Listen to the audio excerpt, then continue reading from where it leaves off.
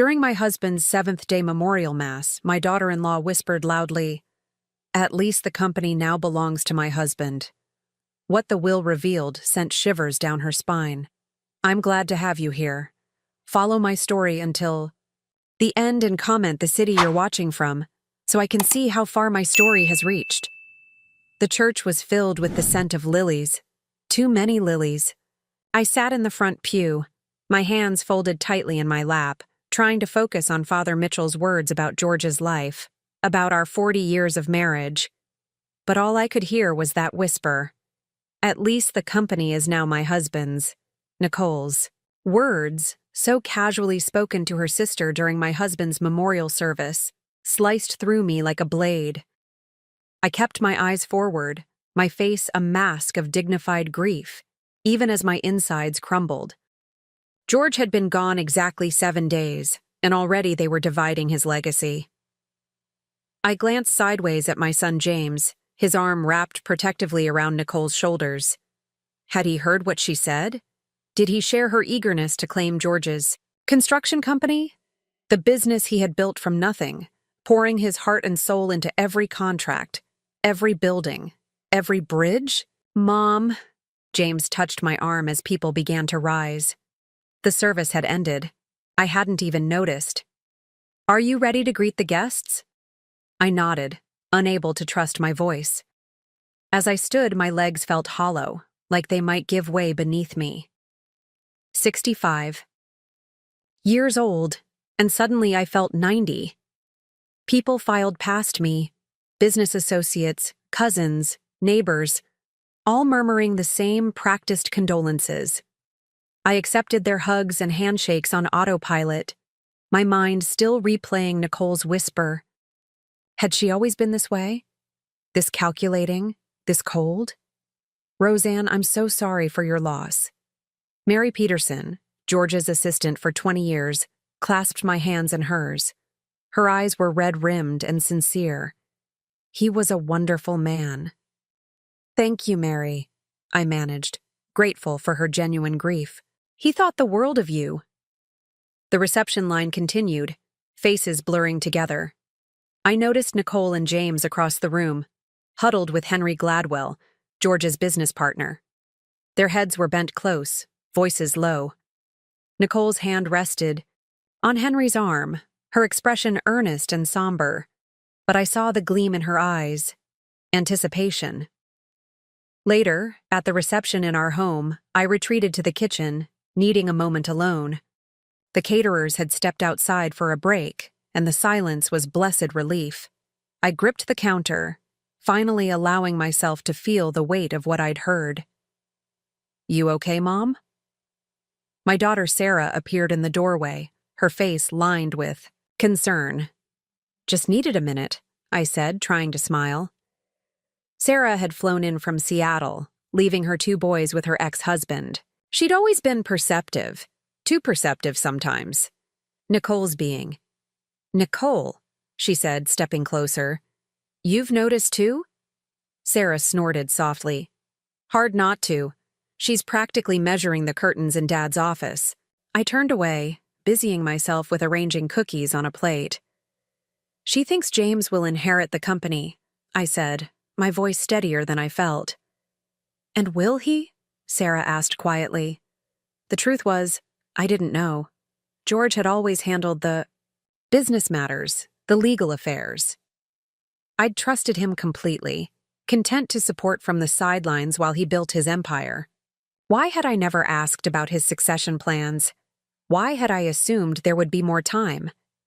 "The lawyer's coming tomorrow," I said. "We'll know then." Sarah squeezed my arm.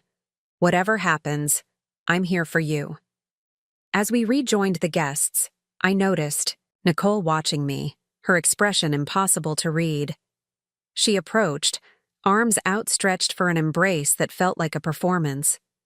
"Roseanne, you're being so strong," she said, her voice honeyed with false concern. "Please let me know if there's anything James and I can do, anything at all." Over her shoulder, I caught James's eye. Was that guilt in his expression? Or just grief? My son had always been ambitious. eager to follow in his father's footsteps. But when had ambition turned to entitlement? That night, after everyone had gone, I sat alone in George's study. His presence still filled the room. In the worn leather of his chair, the faint smell of his cologne, the organized chaos of his desk. I ran my fingers over his calendar, open to the week he died. Every day filled with appointments, plans, a future he wouldn't see. Tomorrow, the truth would be revealed. Tomorrow, I would discover if George had seen Nicole for who she truly was. If he had recognized the hunger in our son's eyes. I picked up the photograph on his desk, the two of us on our 40th anniversary, his arm around my waist, both of us laughing. What would you do, George? What would you tell me now, for the first time since his death? I allowed myself to cry. Truly cry. The sobs racking my body as the weight of both grief and betrayal crashed over me. I cried for the loss of my husband, for the coldness of my daughter-in-law, for the uncertainty that stretched before me. I cried until there were no tears left, until exhaustion settled into my bones. Then, wiping my eyes, I straightened my shoulders and looked again at George's face in the photograph. Something inside me hardened, a small kernel of determination taking root. Tomorrow would bring truth. And with truth would come decisions I never thought I'd have to make. The next morning dawned gray and drizzly, matching my mood perfectly. I dressed carefully in a navy suit that George had always liked, drawing strength from the familiar fabric. By 10 o'clock, everyone had gathered in Richard Whitman's office, our longtime family lawyer, a man who had been George's friend for 30 years. Nicole arrived wearing black, elegant as always, her hand firmly clasped around James's. Sarah sat beside me, her quiet presence a comfort. George's brother Edward had flown in from Phoenix, his weathered face solemn. "Thank you all for coming," Richard began, adjusting his glasses. "As you know, we're here to discuss the last will and testament of George William Stanford." I fixed my eyes on a point above Richard's head, a small watercolor of a sailing boat that looked like it had hung there since the 1980s. I couldn't bear to see the anticipation in Nicole's eyes. Richard cleared his throat and began reading. The formalities washed over me, legal jargon that meant little. Then, to my beloved wife, Roseanne Elizabeth Stanford, I leave all shares and controlling interest in Stanford Construction, along with all assets, properties, and holdings contained therein. The silence that followed was absolute. I felt Sarah stiffen beside me, her hand finding mine and squeezing hard. I couldn't process the words, couldn't make sense of them. There must be a mistake. James's voice broke through the silence, strangled and high. Dad always said I would take over the company. Richard looked at him over his glasses. There is no mistake, James. Your father was very clear about his wishes. I finally dared to look at Nicole. Her face had drained of color, her perfectly manicured nails digging into the leather armrest of her chair. When she noticed my gaze, her expression shifted, a forced smile appearing. "Roseanne, I'm sure this is overwhelming for you," she said, her voice syrupy. "Perhaps we should discuss how best to handle this transition. James has been preparing to take over for years." Richard cleared his throat again. "There's more. George left specific instructions and several private letters to be opened today." He handed me a sealed envelope with my name written in George's familiar scrawl. My hands trembled as I broke the seal. "My dearest Rosie, if you're reading this, then I've left you far too soon. I'm sorry for that. I'm sorry for many things, but most of all for not preparing you better for what's to come. I know this decision may come as a shock to you. You never wanted to be involved in the business, and I respected that. But over the years, I've watched you. I've seen your quiet strength, your instincts about people, your unwavering moral compass. You have gifts that our son, for all his talents, does not possess. James is ambitious, like I was. but his ambition is not tempered with wisdom. And Nicole. I've seen how she looks at what we've built, not with pride or respect, but with hunger. 3 months ago, I discovered something troubling. Funds have been diverted from company accounts, small amounts at first, then larger sums. The trail leads to James and Nicole. They've been preparing for a takeover, Rosie, even before my diagnosis. I've included all the documentation with Richard. The choice of what to do with this information is yours. I trust you to make the right decision. You are stronger than you know, more capable than you believe. The company is yours now. Lead it with the same grace and integrity with which you've led our family. All my love, always. George. I folded the letter carefully, my mind reeling. George had known. He had seen through Nicole's charming facade, recognized our son's weaknesses. The knowledge was both vindicating and devastating. There are additional documents, Richard said quietly, sliding a folder toward me. Financial records, account statements, emails. George left strict instructions that these were to be reviewed privately with you. What other documents? James demanded, his face flushed. We have a right to know. Richard's expression hardened. Actually, you don't. Not at this point. Nicole's hand shot out, gripping James's arm in warning. Of course, she said smoothly. We understand this is a difficult time for everyone. Her eyes met mine, calculating, assessing. Perhaps, she continued. We should give Roseanne some time to process everything. Obviously, she'll want to transfer management responsibilities to James as soon as possible. Running a construction company is hardly something she's equipped for. The condescension in her voice ignited something in me, a slow-burning flame of indignation.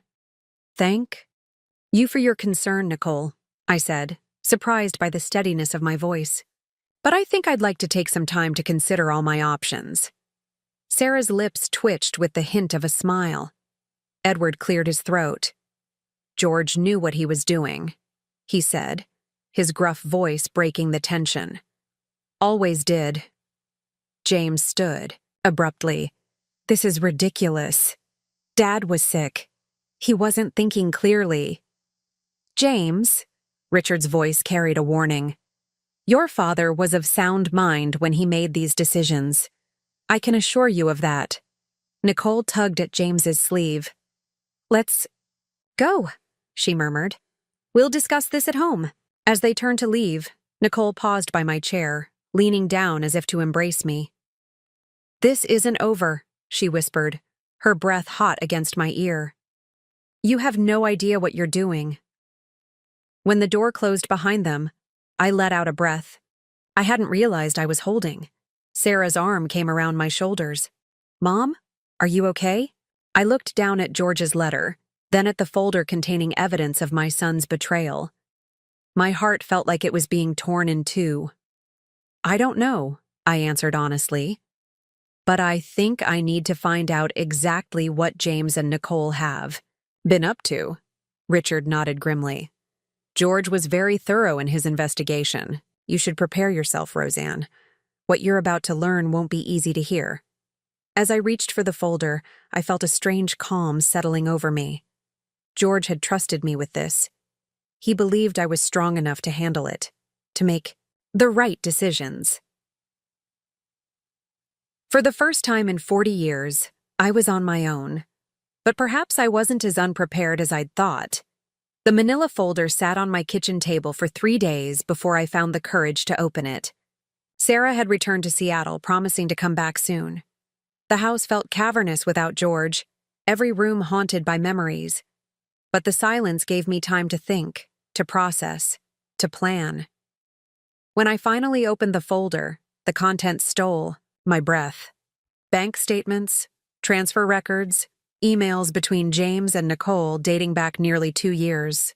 They had siphoned off nearly $300,000 from the company accounts, disguising the transactions as vendor payments and consultant fees.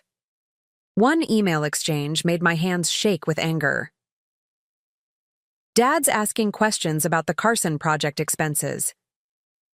Distract him. Tell him something about permits. He never checks those details. A. What if he finds out? N. He won't. And soon it won't matter anyway.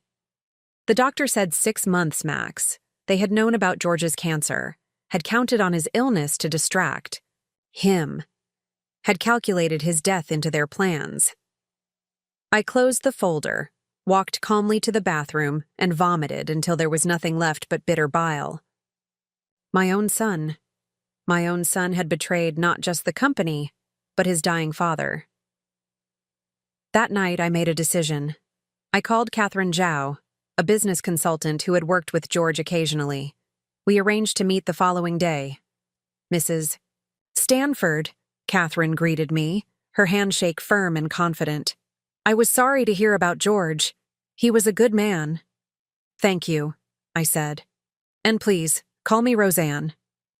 Catherine was in her early 50s, her black hair streaked with silver, her dark eyes shrewd but kind. She listened without interruption as I explained the situation. The will, the evidence of James and Nicole's betrayal, my complete inexperience in running a construction company. So you're planning to sell? She asked when I finished. I don't. No, I admitted.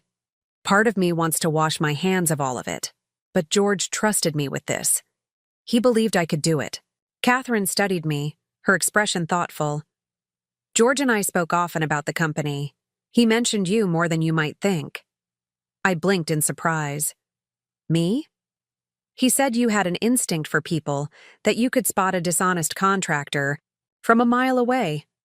She smiled slightly. He also said you kept the books for his first 3 projects, back when Stanford Construction was just him and a pickup truck. I hadn't thought about those early days in years, sitting at our tiny kitchen table, calculator in hand, checking George's math, suggesting ways to trim costs without sacrificing quality. That was a lifetime ago, I said softly. Maybe. But those skills don't disappear. Catherine leaned forward. What if, instead of selling, you learned? You have time. The company runs itself day to day. You could observe, ask questions, slowly take the reins. For the first time since George's death, I felt a flicker of something like hope. What about James? Catherine's expression turned serious. That's a separate issue. The evidence you have. That's embezzlement, Roseanne. It's criminal. I nodded, my chest tight. My son could go to jail. My grandchildren would grow up with their father behind bars. I need time, I said, to figure out what to do about James. But I want to learn about the company. Catherine nodded. We start tomorrow. The next few weeks passed in a blur of information. I spent mornings with Catherine, afternoons at the office. I introduced myself to employees, many of whom seemed surprised to see me. I reviewed projects, contracts, processes. I asked endless questions and absorbed every answer. James and Nicole, meanwhile, had shifted to a new strategy. James called daily, his tone conciliatory. Mom, I've been thinking about what happened, he said one evening. I was shocked, that's all. But I want to help you through this. Nicole and I both do. That's thoughtful of you, I replied, keeping my voice neutral. We should have dinner soon. The kids miss you. My heart squeezed painfully at the mention of my grandchildren, Lily and Marcus. I hadn't seen them since the memorial service. I'd like that, I said, and meant it. Dinner was set for Friday. I spent the day at the office, reviewing the Johnson contract with Trevor, our head estimator. When I pointed out a discrepancy in the materials cost estimate, he looked at me with new respect. You've got a good eye, Mrs. Stanford, he said. George always said you were the brains behind the operation. I smiled, touched by the comment. George exaggerated. I don't think so, ma'am, not anymore. I drove to James and Nicole's house that evening feeling more confident than I had in weeks. The door opened before I could knock, Lily and Marcus launching themselves at me. Grandma, We missed you. I hugged them tightly, inhaling the sweet scent of their hair, feeling their small arms around my neck. Nicole appeared in the doorway, perfectly coiffed as always, her smile not quite reaching her eyes. Roseanne, come in. James is just opening some wine. The house was immaculate as usual. Nicole's decorating taste ran to sleek minimalism, all chrome and glass and white surfaces. Beautiful but cold, like Nicole herself. James embraced me, his familiar aftershave bringing a pang of nostalgia. He looked so much like George at that age, the same strong jaw, the same confident stance. But George's eyes had always been kind.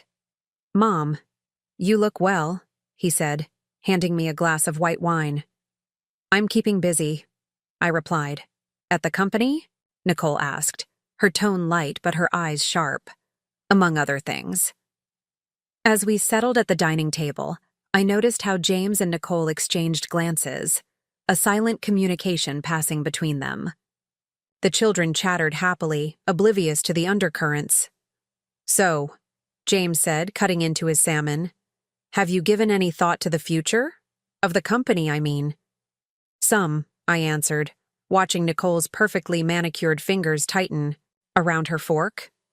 Because I've been thinking, he continued, it makes sense for you to retain ownership, of course.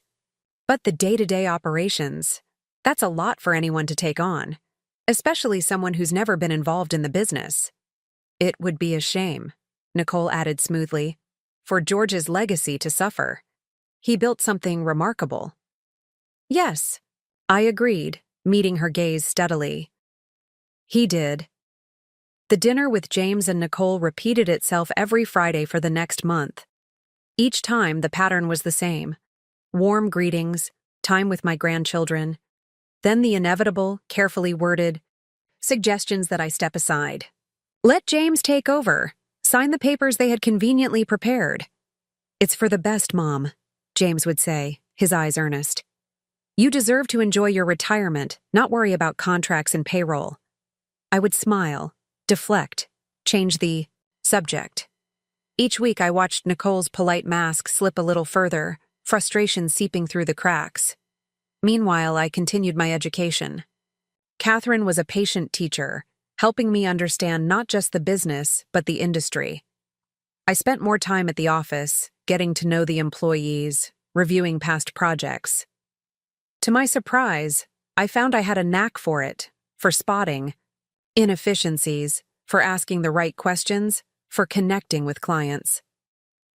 You're a natural, Catherine told me one afternoon as we reviewed quarterly projections. George was right about you. The compliment warmed me, but I was under no illusions. James and Nicole were growing desperate. The polite requests would not continue indefinitely. My suspicions were confirmed when I received a call from Dr. Myers, our family physician. Roseanne, he said, his voice concerned. James came to see me yesterday. He's worried about you. Gripped the phone tighter. Is that so? He thinks you might be suffering from depression, possibly the early stages of dementia. He asked me to recommend a geriatric specialist for an evaluation. Cold anger spread through my chest. And what did you tell him? That I've seen no signs of cognitive decline in you whatsoever. But he was quite insistent. After thanking Dr. Myers, I sat at my kitchen table, hands shaking with fury. So this was their new strategy, declare. Me incompetent, take control of the company that way. That evening, I received a text from Nicole. Roseanne, James and I are concerned about you. We've noticed some changes in your behavior. We've made an appointment with a specialist for next Tuesday. James will pick you up at 10. I didn't respond. Instead, I called Richard Whitman. They're trying to have me declared incompetent, I told him, my voice steadier than I felt. Richard sighed heavily. I was afraid of this. George worried they might try something like this if things didn't go their way. What can I do? Document everything. Every conversation, every text. And Roseanne? His voice grew more serious. Be careful about what you eat or drink at their house. My blood ran cold. You don't think they would? Probably not, he cut in. But sedatives could make you appear confused, disoriented. It would support their claim. That night, I couldn't sleep. The thought that my own son might drug me, might try to strip me of my dignity and autonomy, was almost too painful to bear. But beneath the pain, something else was growing. A fierce, protective anger, not just for myself, but for George's legacy, for the company he had built, for the employees who depended on it. The next morning, I made a decision. I would confront them, but on my terms, not theirs. I arranged a family dinner at my house for Sunday evening. I invited Sarah, who flew in from Seattle, and Edward, who agreed to drive up from Phoenix. I even called Nicole's parents, whom I had always liked despite their daughter's coldness. When everyone had arrived, seated around the dining table George and I had bought for our 10th anniversary, I took a deep breath and stood. Thank you all for coming, I began. I know some of you traveled far to be here. James shifted uncomfortably in his seat. Nicole's smile was fixed, her eyes darting between me and her parents. I wanted us all together because there are some matters that need to be addressed openly, as a family. I met James's gaze directly. Son, would you like to tell everyone about your appointment with Dr. Myers? Or about the specialist you've scheduled for me on Tuesday? James's face drained. Of color, Sarah gasped softly. Mom, it's not like that, James stammered. We're worried about you, that's all. Worried, I repeated, that I might continue to run the company George left to me. Worried that I might discover more about the funds you and Nicole have been diverting over the past 2 years. The room went deadly silent. Nicole's father, Robert, leaned forward, his expression grave. What funds? He asked. I had prepared for this moment, had copies of the evidence ready. As I distributed them around the table, Nicole stood abruptly. This is ridiculous, she hissed. James, we don't have to sit here and listen to these wild accusations. They're not accusations if I have proof, I replied calmly. Bank statements, emails. George discovered what you were doing before he died. It's why he left the company to me, not to James. Nicole's mother, Ellen, was staring at the documents, her face ashen. Nicole, is this true? Nicole's composure finally shattered. So, what if it is? We deserved that money. James has worked for that company for 15 years, and George never appreciated him, never gave him the recognition he deserved. Nicole! James warned, but she was too far gone. She doesn't know anything about running a construction company, Nicole continued, gesturing wildly at me. She's going to run it into the ground. We were trying to save it. By stealing from it? Edward's voice was quiet but cutting. By securing our future, Nicole shot back. James should have been named president years ago, but George always held on to control, always treated James like a child. James grabbed her arm. That's enough, Nicole. But the damage was done. Nicole's parents were staring at their daughter, as if seeing her for the first time. Sarah's expression was a mixture of shock and disgust. Edward shook his head slowly. James, I said, my voice gentle despite everything. Why? Your father loved you. He was grooming you to take over eventually. James couldn't meet my eyes. It was taking too long, he muttered. And when Dad got sick, I thought he might sell rather than leave it to me. Nicole thought. We thought. You thought you'd take matters into your own hands. I finished for him. The silence that followed was heavy with unspoken pain and disappointment. Finally, Robert cleared his throat. What happens now, Roseanne? It was the question I had been asking myself for weeks. The evidence in that folder could send my son to prison. It could tear apart our family even more than it already was. That, I said, looking directly at James and Nicole, Depends on what happens next. Are you threatening us? Nicole's voice had turned hard, desperate. No, I replied. I'm offering you a choice. The silence that followed my statement seemed to stretch for an eternity. James stared down at his hands, shoulders slumped. Nicole's face was a mask of defiance, but I could see fear beneath it. What choice? James finally asked, his voice barely above a whisper. I took a deep breath. You can resign from Stanford Construction, both of you. You will repay every cent you've taken with interest. You will never attempt to interfere with the company again. I paused, steeling myself for the most difficult part. In return, I won't press charges. Nicole laughed, the sound brittle and harsh. You wouldn't send your own son to prison. You're bluffing. Nicole, her father warned quietly. I looked at my daughter-in-law, really looked at her. The perfect makeup, the designer clothes, the carefully maintained facade of superiority. For years, I had tried to win her approval, to be the mother-in-law she wanted. Now I realized how pointless that had been. You're right, Nicole. I don't want to send my son to prison. I turned to James. But I will if I have to. This isn't just about money. It's about trust. It's about the legacy your father built. It's about the people who depend on this company for their livelihoods. So that's it? James asked, his voice bitter. You're just cutting me out? After all the years I've given to the company? Sarah, who had been silent until now, leaned forward. James, you stole from Dad while he was dying. What did you expect? James flinched as if she had struck him. I'm not cutting you out entirely, I said. You can stay on as a consultant if you wish. You know the business, the clients. But you will have no access to financial accounts, no decision-making authority. And what about me? Nicole demanded. Your position as marketing director is terminated, effective immediately. Nicole stood so abruptly that her chair toppled backward. This is outrageous. James, we don't have to take this. She can't prove anything. James looked up at her, then at me, his expression torn. I saw the boy he had once been, eager to please, hungry for validation. What had happened to that child? When had he become this man, willing to betray his own father? Mom, he said, his voice breaking slightly. Give me another chance.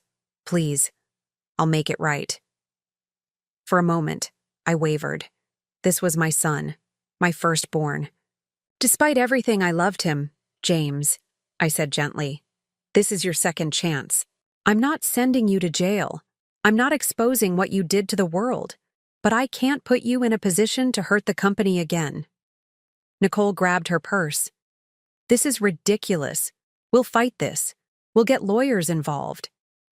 You certainly could, Richard cut in smoothly. But the evidence is quite compelling, and embezzlement charges would be just the beginning. Nicole's parents exchanged glances. Ellen spoke up, her voice strained. Nicole, enough. You and James should consider Mrs. Stanford's offer very carefully. The evening ended shortly after, the atmosphere heavy with unresolved tension. Nicole stalked out without saying goodbye, James trailing behind her like a shadow. Sarah hugged me tightly before leaving for her hotel. I'm proud of you, Mom, she whispered. Dad would be too.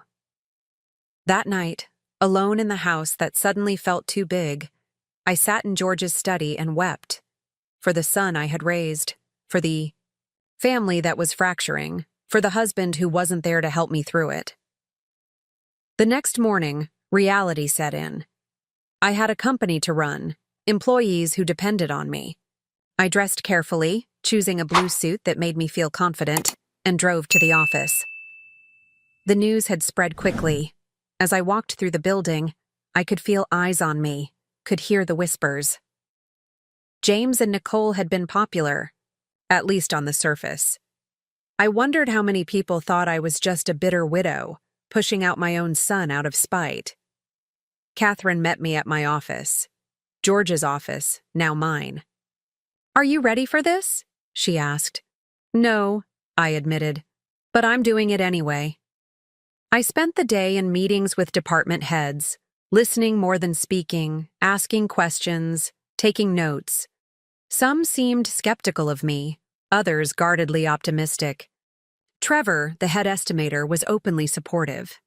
"Mrs. Stanford," he said as our meeting concluded, "for what it's worth, I think George made the right call. James is, well, let's just say he takes shortcuts. That doesn't work in construction." By the end of the week, I had met with every key employee, reviewed all ongoing projects, and begun to develop a plan for the company's future. With Catherine's help, I identified strengths to build on and weaknesses to address. Meanwhile, James had moved out his personal belongings from his office, but had not yet given me an answer about the consultant position. Nicole had been seen clearing out her desk late one night when the building was nearly empty. Friday evening, as I was preparing to leave, my phone rang. It was Ellen, Nicole's mother. "Roseanne," she began, her voice hesitant, "I owe you an apology. Robert and we had no idea what Nicole was involved in."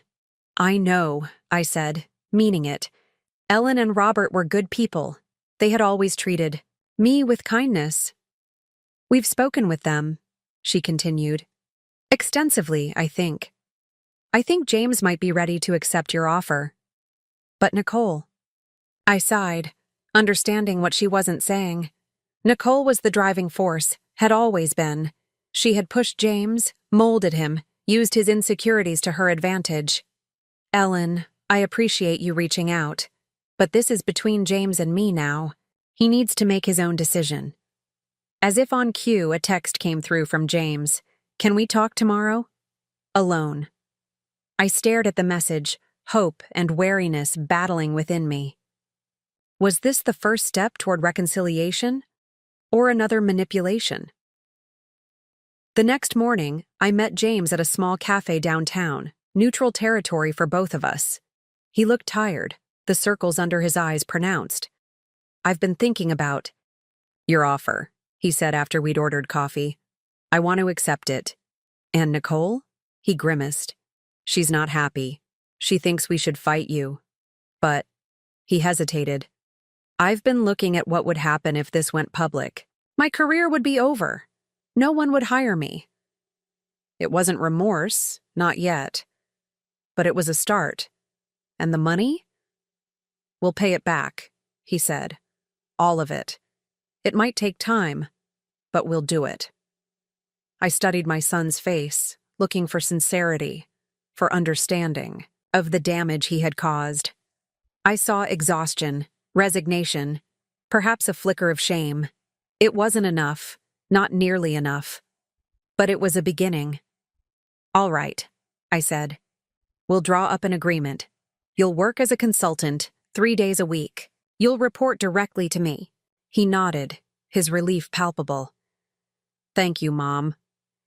As we parted ways, I felt a weight lift from my shoulders. The road ahead would not be easy. Trust, once broken, is not easily repaired. But we had taken the first step. 2 years can change everything. I stood at the window of my office, no longer George's office, but truly mine, looking out at the Stanford Construction yard below. Workers moved with purpose between buildings, delivery trucks came and went, the steady rhythm of a thriving business. "Mrs. Stanford?" My assistant, Melanie, appeared in the doorway. "The birthday cake is ready whenever you are." I smiled, glancing at the clock. "Let's give it another 10 minutes. Sarah's flight might be running late." "Of course. And Mr. Edwards called to confirm the contract signing for tomorrow." "Thank you, Melanie." Alone again, I ran my hand over the smooth surface of my desk. In the corner sat a photograph of George, his eyes crinkling at the corners the way they always did when he smiled. Next to it, a newer addition. A picture. From the company picnic last summer, me surrounded by employees, looking more confident than I'd ever been in my life. At 67, I had never expected to be running a construction company. Had never imagined I would be good at it. But here I was, not just surviving, but thriving. Under my leadership, Stanford Construction had expanded into 3 new markets, increased profitability by 20%, and maintained the reputation for quality that George had established. The journey hadn't been easy. Those first months were a steep learning curve, filled with mistakes and moments of self-doubt. There were nights I sat alone in this office, overwhelmed by the weight of responsibility, wondering if I was destroying everything George had built. But slowly, decision by decision, I had found my footing. I discovered that my people instincts, as George had called them, were a valuable asset in business. I could read a room, sense when someone was being dishonest, know when to push and when to yield. The door opened again, and Sarah peeked in, her face breaking into a wide smile. "Mom! Sorry I'm late. Traffic from the airport was brutal." I embraced her, breathing in the familiar scent of her perfume. "You're right on time. How are the boys?" "Growing too fast. Ethan made the soccer team, and Jake is obsessed with dinosaurs. They're sad they couldn't come with me this time." "Well, I'll be visiting next month for Jake's birthday," I reminded her. "Now, are you ready for this little party? The whole office is waiting." Sarah linked her arm through mine. "Lead the way, CEO." The conference room was packed with employees, a chorus of "Happy Birthday" erupting as I entered. Trevor from estimating, now my right-hand man, stood beside an enormous cake decorated with tiny construction equipment. Melanie had arranged for catering, and the long table was laden with food. As I made my way through the room, accepting well wishes and hugs, I caught sight of James standing awkwardly by the window. Our eyes met, and he offered a tentative smile. Our relationship had been a work in progress over the past 2 years. The consultant position had evolved into a project manager role, with strict oversight. James had proven himself capable, if not exceptional, and more importantly, he had stayed clean. No more financial improprieties, no more shortcuts. Nicole was another story. 6 months after our confrontation, she had filed for divorce, citing James's failure to stand up for himself as the reason. She had moved to Phoenix, taking the children with her. James saw them every other weekend, flying out on Friday evenings and returning Sunday nights. The divorce had been a turning point for James. Without Nicole's influence, he had slowly begun to find himself again. He wasn't the man his father had been, would never be the natural leader George was, but he had other qualities, a keen eye for design, a good rapport with clients. "Happy birthday, Mom," he said, handing me a small wrapped package. I opened it carefully. Inside was a silver picture frame containing a black and white photograph I hadn't seen in years.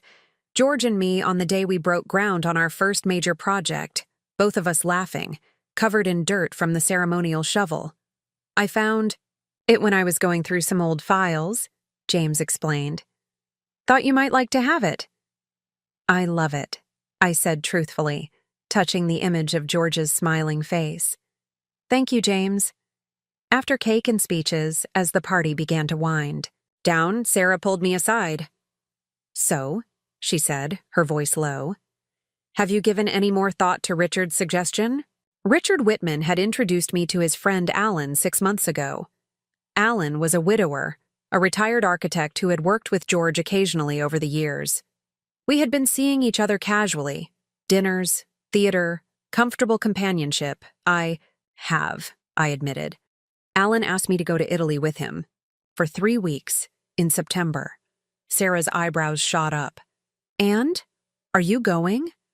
"I think I am," I said, surprising myself with the certainty in my voice. "The company can run without me for a few weeks. I've earned a vacation." Sarah hugged me fiercely. "You absolutely have. Dad would want you to be happy, you know." Later that evening, Sarah and I sat on my back porch, watching the sunset paint the sky in shades of pink and gold. The air was warm, fragrant with the roses George had planted years ago. "Do you ever regret it?" Sarah asked suddenly. Taking over the company instead of just selling it? It would have been easier.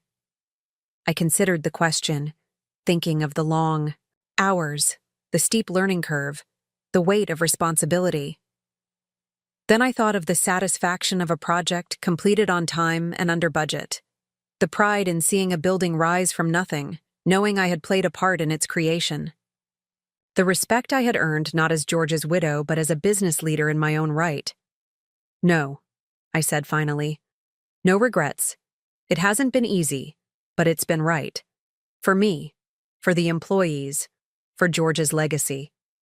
And for James? I glanced at the photograph he had given me, now sitting on the side table. For James, too, I think. He needed to learn that there are consequences to his actions. He needed to earn his place rather than feel entitled to it. Sarah nodded thoughtfully. You know, when Dad died, I was so worried about you. You seemed so lost. I admitted. I didn't know who I was without him. I'd been George's wife for so long, I'd forgotten how to be just Roseanne. And now? I smiled, feeling the warm evening breeze against my face. Now I know exactly who I am.